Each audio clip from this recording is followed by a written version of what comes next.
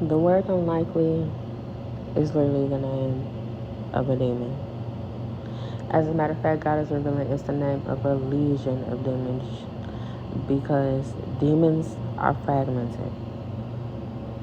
God is everything. So God can constantly, continuously produce, and the power that's in one of us has the power to defeat every demon. Why? Because it's God inside of us. Now, demons decided to leave God, so all they have is what they have. And when you are not guided by God every moment, you are doing ungodly things in between them. And so, unlikely means it's not likely. Unlikely means you don't like it. When you don't like things from God, that's demonic. Now,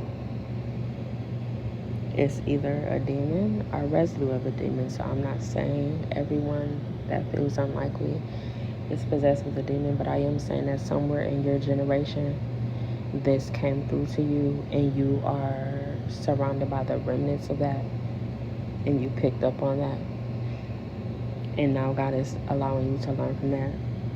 So God is going to give you more information about this.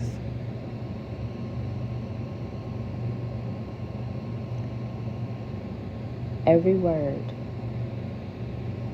that does not seem like it's good, that does not feel like God, that does not make you feel beautiful and loved and peace and safe and protected, it's the name of a demon. Unlikely, the word unlikely does not make you feel safe.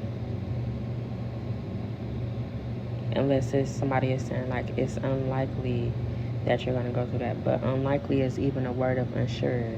It's not likely. That's not something that somebody confident says. That's still a word of instability.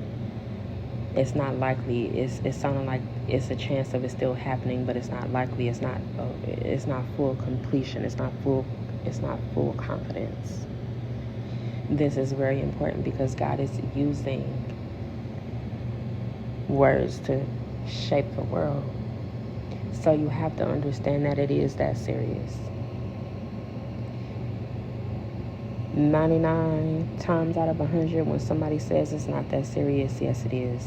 They're saying that because they have a lack of understanding. And people who usually say that are not letting God speak through them when they say that. They're speaking out of arrogance and pride, which is demons as well. Leviathan is the demon of pride. And arrogance is a form of pride. That's a demon as well.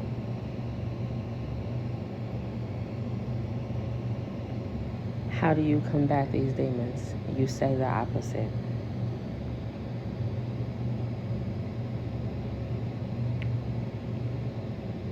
You like what's going on, and since unlikely is a term of unsurety, you speak in fact, and the only way that you can speak in fact is if God speaks to you and gives you the information.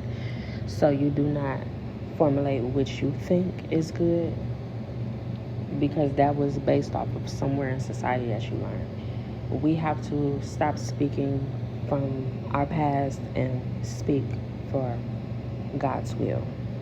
Those are two totally different speaking patterns, two totally different vocabularies, two totally different mindsets, two totally different understandings. There is absolutely nothing a human should say that you should take as your own before confirming it with God.